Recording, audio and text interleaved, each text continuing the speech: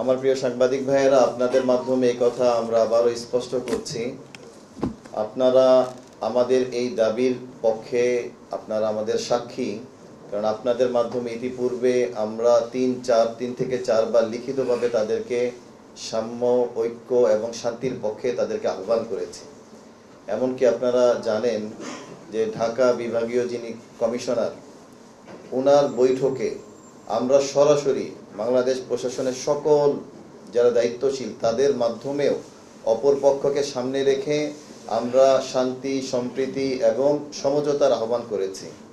কিন্তু আমরা হতাশ হয়েছি যে বারবার তারা আমাদেরকে নিরাশ করেছে, আমাদের কোনো উত্তর দেননি। আপনারা আরও জানেন, গত 3.5 মাস ধরে অব্যাহতভাবে আমরা প্রশাসনের সকল বিভাগে যোগাযোগ করেছি। কোনো কোনো জায়গায় আমরা 10 বার, 5 বার পর্যন্ত গিয়েছি এই সংঘাত এড়ানোর জন্য। তারপরও বিগত 2 দিন আগে যে সংঘর্ষ হয়ে গেছে, এই জন্য যে পক্ষেরই একজন মানুষ ইন্তেকাল করুক, সেটা আমরা মনে করি যে একজন মানুষের ইন্তেকাল হয়েছে, এটা আফসোস এবং দুঃখের কোনো শেষ নেই। এই সংঘর্ষটা এড়ানোর জন্য গত 3.5 মাস ধরে আমরা অব্যাহতভাবে চেষ্টা করেছি। আমরা তাদেরকে, আমাদের অপরপক্ষ জুবাইরপন্থী ভাইদেরকে আহ্বান করেছি, সাথে সাথে আমাদের দেশের ওলামায়ে কেরামকে আমরা আহ্বান করেছি যে দারুল উলুম দেওবন্দ যেভাবে তারা তৃতীয় পক্ষ, তারা নিরপেক্ষ ভূমিকা পালন করছে, আপনারা এক পক্ষ না নিয়ে আপনারা নিরপেক্ষ হিসেবে দুই পক্ষ, দুই ভাইয়ের মধ্যে যদি সংঘর্ষ হয়ে যায়, ঝগড়া বিবাদ হয়, তাহলে আপনারা সমাধানের রাস্তায় থাকেন। আমরা তাদেরকে জানিয়েছি, বিশ্ববরেণ্য সারা পৃথিবীর বিখ্যাত 2 জন আলেম, আরশাদ মাদানী দামাত বারাকাতুহুম, মুফতি তকি উসমানী সাহেব, উনাদের যে সমঝোতামূলক প্রস্তাব, যে দোনো পক্ষ হকের উপর আছে, 2 মাযহাবের মতো যে যার যার মতো চলবে, আপনারা সেই পথে আসুন। কিন্তু আপনারা জেনেছেন আমাদের সকল শান্তির আহ্বানকে তারা উপেক্ষা করে তারা তুরাগ নদীকে রক্তের বন্যায় ভাসিয়ে দিতে চেয়েছে। এরপর গত 2 দিন আগের যে অনাকাঙ্ক্ষিত ঘটনা আপনারা জেনেছেন, যে মূলত ওই পক্ষ থেকে আমাদেরকে এই পারে এসে, পশ্চিম পারে এসে উস্কানি দেওয়ার ফলে এই ঘটনার সৃষ্টি হয়েছে। তো যেটাই হয়েছে, আমরা প্রশাসনকে অনেক আগে থেকে আহ্বান করেছিলাম যে এই মাঠ যেহেতু সরকারের, এটা সরকারের নিয়ন্ত্রণে রাখা হোক।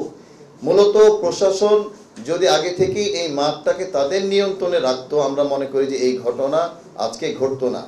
আমরা 10 দিন ধরে লক্ষ্য করেছি, আমাদের প্রশাসনের ভাইয়েরা অনেক চেষ্টা করেছেন তারা মাঠকে খালি করার জন্য, তাদেরকে এখান থেকে বের করে দেওয়ার জন্য, কিন্তু তারা কোনোভাবেই তাদের দাবি মানেননি। এখন আপনারা যে প্রশ্ন করেছেন যে তারা এখনো মাঠে অবস্থান করছে, আমরা বলবো আমরা আমাদের প্রশাসনের প্রতি যথেষ্ট পরিমাণ আস্থা রাখি এবং তাদের আন্তরিকতা আমরা নিজেরা দেখেছি যে তারা কতটা আন্তরিক। আমরা মনে করি যে বাংলাদেশ প্রশাসন এখনো এতটা দুর্বল না যে যে কোনো পক্ষ বা যে কোনো উগ্রবাদী মহল তাদেরকে উগ্রবাদী বা কোনো দাবি জোর করে মানাতে পারে। আমরা মনে করি বাংলাদেশ প্রশাসন এখনো এতটা দুর্বল না। আমরা প্রশাসনের মাধ্যমে এই যাবৎকাল পর্যন্ত এগিয়েছি, আমরা সামনেও প্রশাসন নিজেরা বলেছে যে মাঠ তাদের নিয়ন্ত্রণে থাকবে। আমরা আশা করছি প্রশাসন তাদের নির্দিষ্ট লোকদের মাধ্যমে, পুলিশের মাধ্যমে বা র্যাব, আর্মি ফোর্সের মাধ্যমে প্রশাসন এই মাঠটাকে তাদের নিয়ন্ত্রণেই রাখবে। উভয় পক্ষের এই মাঠের মধ্যে সমান অধিকার প্রশাসন নিশ্চিত করবে। এই ব্যাপারে আমরা প্রশাসনের প্রতি আস্থাশীল। আমাদেরকে প্রতিহতের ঘোষণা আজকে দেয়নি। আপনারা জানেন 5ই নভেম্বর সরোয়ার্দী উদ্যানে তাদের ভাষ্য মতে লাখ মানুষের মজমা এবং তলাবা ওলামায়ে কেরামের মজমায় আমাদেরকে অনেক প্রতিহতের ঘোষণা দিয়েছে। এই ঘোষণাগুলি সমাজে অস্থিরতা তৈরি করা ছাড়া, অস্থিতিশীলতা তৈরি করা ছাড়া আমি মনে করি যে এটা কোনো ফায়দা, কোনো উপকার না সমাজকে করে, না তাদেরকে কোনো উপকার করে। তাদের এই প্রতিহতের ঘোষণায় আমরা মোটেও প্রভাবিত নই, আমরা তাদেরকে প্রতিহত করব না। আমরা তাদের সম্মানকে বুকে ধারণ করি। যে ঘটনা ঘটে গেছে এমন দ্বিতীয় ঘটনা না ঘটে, এই ব্যাপারে আমরা জুবাইরপন্থী সর্বোচ্চ মহল যারা এবং ওলামায়ে কেরামকে যারা নেতৃত্ব দিচ্ছেন তাদের প্রতি আমরা আহ্বান জানাবো যে এমন পরিস্থিতি দ্বিতীয়বার না ঘটে, সেই ব্যাপারে আপনারা সম্পূর্ণ সচেতন থাকবেন, এটা আপনাদের দায়িত্ব।